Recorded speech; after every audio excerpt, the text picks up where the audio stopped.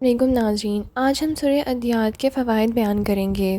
سورہ عدیات قرآن پاک کی 100ویں سورت ہے، جس کا مطلب ہے چلانے والا یا چارج کرنے والا۔ اس کی 11 آیات ہیں اور مکی صورت ہے۔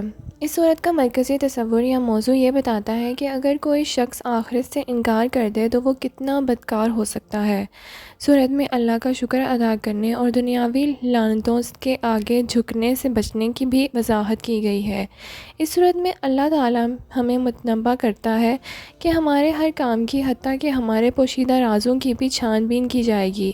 چونکہ یہ ایک مختصر صورت ہے، اس لیے ہر روز پڑھنا اور حفظ کرنا اور نماز کا حصہ بننا بھی آسان ہے۔ اس کا نام پہلی آیت سے پڑھا گیا۔ دور کرنے والوں کے ذریعے ہانپتے ہوئے جہاں اصلاح واقع ہوتی ہے، جس کا مطلب چارجز لینا۔ یہ صورت غالباً مکہ میں محمد کی نبوت کے اعلان کے ابتدائی دنوں میں نازل ہوئی تھی۔ اس صورت کی قسمیں بنیادی طور پر جنگ مقدس کے واقعات کی طرف اشارہ کرتی ہیں، جن پر ہم بعد میں تفصیل سے بات کریں گے، اور ان روایات کی موجودگی کی طرف بھی اشارہ کیا گیا ہے جو اس بات کی نشاندہی کرتی ہے کہ یہ صورت جنگ کے بعد نازل ہوئی۔ ثانیہ ایک منظر سے دوسرے منظر نامے پر تیزی سے چلتا جاتا ہے۔ جیسے ہی ہم آخری بند تک پہنچتے ہیں، ہر چیز لفظ کے فقرے، مضمونات، موضوع اور تال اس انداز میں طے ہو جاتی ہے کہ جو فائنل لائن کے قریب پہنچنے والے مصر کی طرح ہوتی ہے۔ جنگ کا پس منظر۔ صورت کا آغاز جنگی سواروں کے طرف دوڑتے خراٹے اور اپنے گھروں سے آگے کی چنگاریاں مارتے، صبح کو چھاپا مارنے اور دھول کی ایک پگڑی کو چلانے، مخالفین کے کیمپ کے درمیان غیر متوقع طور پر پھٹ جانے، انہیں حیران کرنے اور خوف و ہراس پھیلانے کے منظر نامے سے شروع ہوتا ہے، ان کے دلوں میں خوف کی فضا قائم کرنے۔ اس کے بعد انسانی روح کی تصویر ناشکری، نادانی، لالچ اور شدید کنجوسی کی عکاسی کرتی ہے۔ اس کے بعد قبروں کے کھولے جانے اور ان کے مواد بکھرے اور دلوں کے رازوں کے کھل جانے کا بیان ہے۔ آخر میں دھول کی ناشکری، کنجوسی، مقبروں کے مواد اور گھسیٹے ہوئے راز اسی جگہ لے جاتے ہیں، وہ خدا کے پاس آتے ہیں اور پرسکون ہو جاتے ہیں۔ آیت 11 اگر اپنے آپ کو ظاہر کرنے کے لیے ایک منفرد طریقہ تلاش کر رہے ہیں۔ شکر کا ثواب۔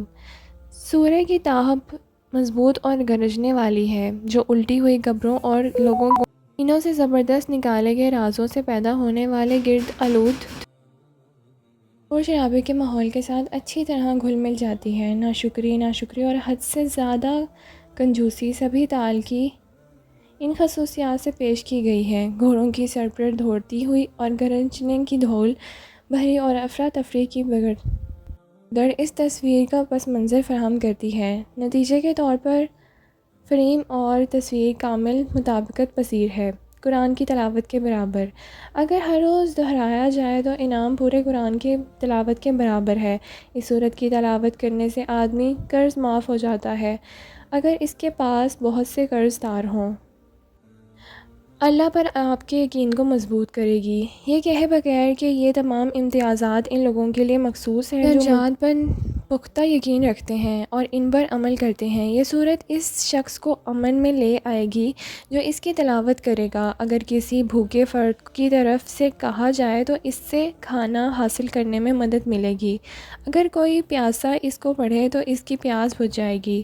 اللہ کی قدر کی پہچان حقیقت یہ ہے کہ خدا نے گھوڑوں کی قسم کھائی ہے، ایک مضبوط پیغام بھیجتا ہے کہ دکھایا گیا عمل محبت بھرا ہے اور لوگوں کو اس میں حصہ لینا چاہیے۔ یہ وہ صرف اس بات کو تسلیم کرنے کے بعد کرتے ہیں کہ یہ خدا کی تشخیص میں کتنا قیمتی قرآن کے عقیدے کو مضبوط بناتا ہے۔ قرآن اس صورت حال کی طرف ہماری توجہ مبذول کرتا ہے تاکہ ہم اس سے لڑنے کے لیے اپنی تمام قوتیں جمع کر سکیں، کیونکہ خدا اس بات سے پوری طرح واقف ہے کہ یہ انسان کے دماغ میں کتنی گہرائیوں سے پیوست ہے اور اس پر کتنا زبردست دباؤ ڈالتا ہے۔ اللہ کا مزید شکر یہ ہے کہ حقیقت ہے کہ انسان اپنے رب کی تمام نعمتوں کا شکر ادا نہیں کرتا، وہ ان تحفوں کو رد کرتا ہے جو خدا اسے دیتا ہے۔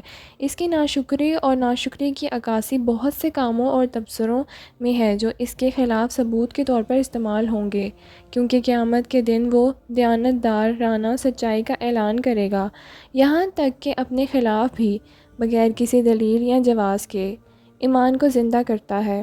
انسان اپنی ذات کا پرجوش مداح ہے، لیکن وہ صرف اس بات کی پرواہ کرتا ہے کہ وہ کسی چیز کو اپنے لیے فائدہ مند سمجھتا ہے، دولت، طاقت اور اس زندگی کی لذتیں، جب تک کہ اس کے پاس ایمان نہ ہو جو اس کے خیالات اور خدشات کو بدل دیتا ہو۔ یہ اس کی فطرت ہے۔ ایمان اس کی ناشکری کو غیر یقینی شکل میں بدل دیتا ہے۔ یہ اس کی کنجوسی اور لالچ کو رحم اور شفقت میں بدل دیتا ہے۔ یہ اسے صحیح خیالات سکھاتا ہے جو خواہشات اور شدید دشمنی کا مرکز بننے کے مستحق ہیں۔ در حقیقت یہ دولت، طاقت یا عام لذتوں سے کہیں زیادہ اعلیٰ ہے۔ اگر کوئی مقروض ہو تو 7 روز تک اس سورت کو 100 مرتبہ پڑھے، انشاءاللہ خلاصی یہ قرض ذریعہ بن جائے گا۔ یہ سورت نظر بد کے اثر کو زائل کرنے کے لیے بھی بہت مفید ہے۔ اس سورت کو 3 روز تک 41 مرتبہ پڑھ کر پانی پر دم کر کے نظر شدہ بچے کو پلائیں، انشاءاللہ بد نظری کا اثر ختم ہو جائے گا۔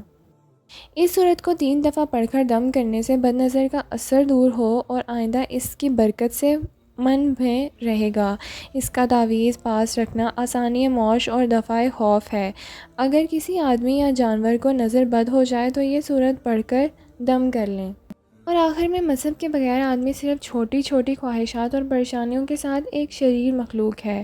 اس کی خواہشات، عزائم اور اہداف جو کچھ بھی نظر آئیں وہ اس دنیا کی خلاصت میں پھنسا رہتا ہے، اس وجود میں بند رہتا ہے۔ وہ اس وقت تک آزاد نہیں ہو سکتا اور نہ ہی اٹھایا جا سکتا ہے جب تک کہ وہ کسی ایسی دنیا سے منسلک نہ ہو جائے جو اس سیارے سے بڑی ہے اور اس زندگی سے آگے بڑھی ہوئی ہے۔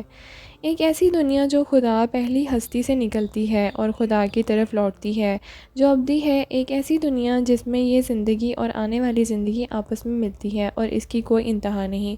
پاک ہم سب کو اس کی توفیق عطا فرمائے کہ ہم قرآن پاک کی صورتوں کو اپنی روزمرہ زندگی میں شامل کر سکیں۔ آمین۔